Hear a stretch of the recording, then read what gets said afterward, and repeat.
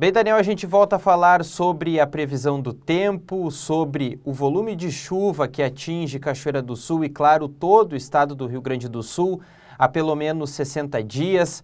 Aqui em Cachoeira do Sul, por exemplo, nós tivemos 3 situações de enchentes que atingiram os moradores ribeirinhos aqui do município. Essa situação está ocorrendo neste momento. A gente está com o Rio Jacuí muito próximo dos 24 metros, numa situação de elevação e ainda com a instabilidade, a previsão do tempo, principalmente já a partir desta quarta-feira. Para falar sobre a situação meteorológica do estado para esse final do mês de novembro e final do ano de 2023, a gente fala com a meteorologista Jossana Cera, ela que é meteorologista do Instituto Rio Grandense do Arroz.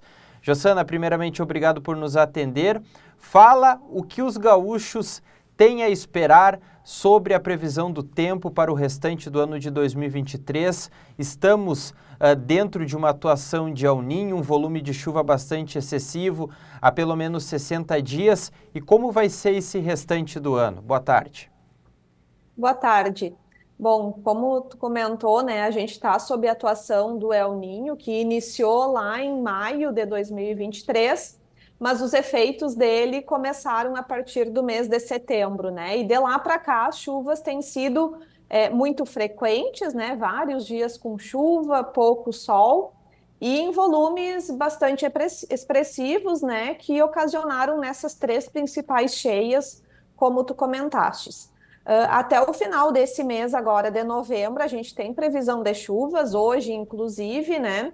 A gente já iniciou com chuva no estado, né? Durante a manhã, até o final do dia, ela deve chegar a todas as regiões do Rio Grande do Sul. E amanhã, quinta-feira, ela deve começar a se afastar do estado. Então, acredito que em Cachoeira, amanhã já não deve chover, tá?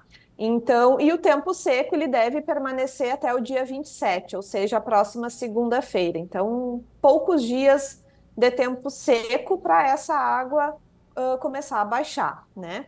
E aí, até o final do mês, né, no dia 28, 29 e 30 de novembro, a gente tem previsão de chuva em todo o Rio Grande do Sul, incluindo a região de Cachoeira do Sul. E depois essa chuva ela segue, né? Na verdade, ela começa no dia 28 de novembro e deve seguir até o dia 6, 7 de dezembro, tá? Então, primeira semana de dezembro ainda deverá ser chuvosa no Rio Grande do Sul. Não é uma situação assim que chove todos os dias, mas é aquilo, hoje chove mais na fronteira oeste, noroeste, amanhã chove mais Campanha, região central, essa chuva ela vai acontecendo em algumas regiões do estado, mas em todos esses dias a gente deve ter alguma instabilidade no Rio Grande do Sul.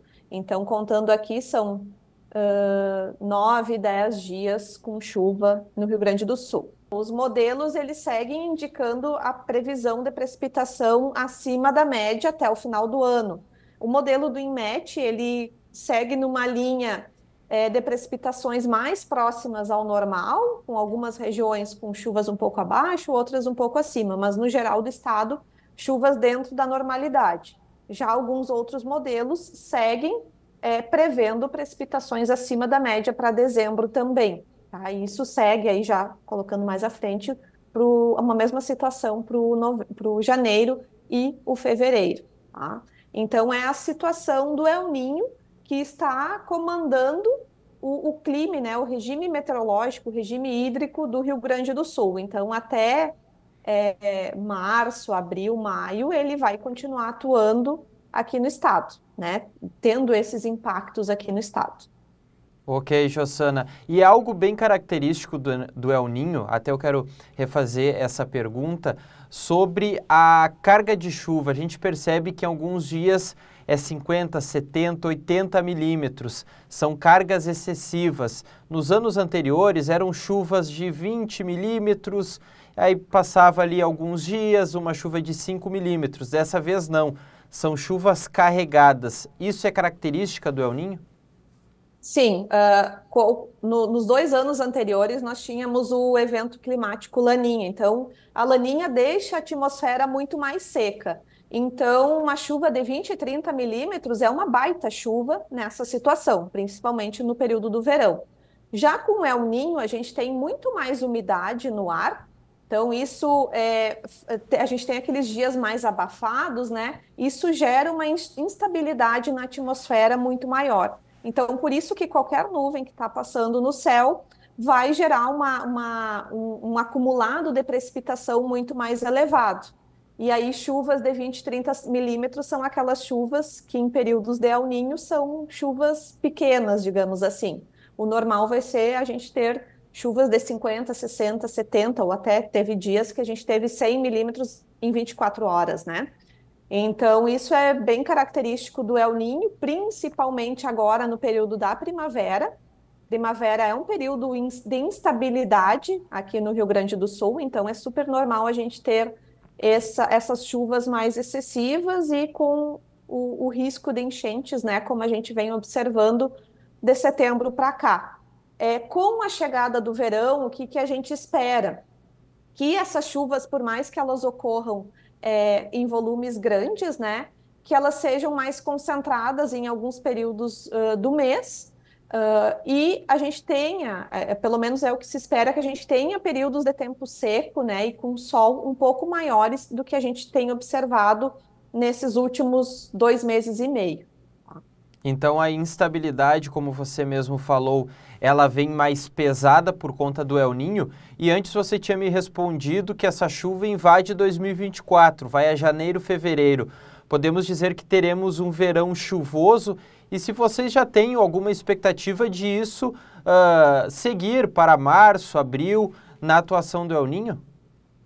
Isso. Então, o El Niño, a última atualização da NOAA, que é um instituto americano que nos dá todo esse conjunto de dados, né, sobre como está a situação do Oceano Pacífico Equatorial, que é isso que nos diz, o El Niño ele vai continuar, qual a intensidade e tal.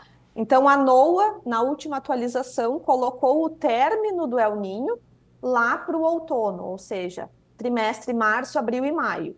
Se o El Niño, por exemplo, terminou em março, ele vai continuar interferindo na atmosfera, né, por mais 2 ou 3 meses. Então, por isso que a gente diz que o El Niño, muito provavelmente, vai influenciar o regime de precipitação aqui no Rio Grande do Sul durante todo o nosso verão de 2023-24 e também no outono de 2024. E aí, como eu comentei, né, no verão a gente tem essas chuvas mais localizadas, chuvas de verão, né, que a gente já conhece bem. Com o El Niño, a gente pode ter aquelas cargas de chuva, como tu comentou, um pouco mais intensas do que a gente observou no ano passado, por exemplo. E com a chegada do outono, a gente começa a ter o ingresso das frentes frias de novo.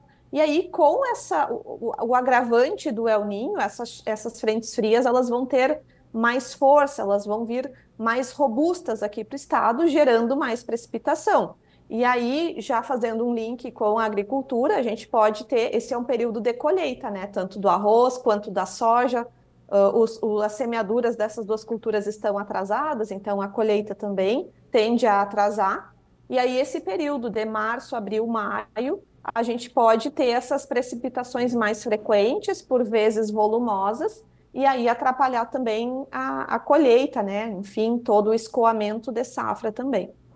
Ok, Jossane, falando justamente em agricultura, a gente vive um atraso nessa semeadura, tanto do arroz como da soja. Os agricultores não estão conseguindo encontrar aquela janela onde vem a chuva, o solo ele seca um pouco mais, fica numa condição melhor para se plantar e precisa também de uns períodos, de alguns dias com sol e depois alguma chuva que faça essa semente germinar, mas não uma chuva carregada que possa comprometer a situação dessas propriedades.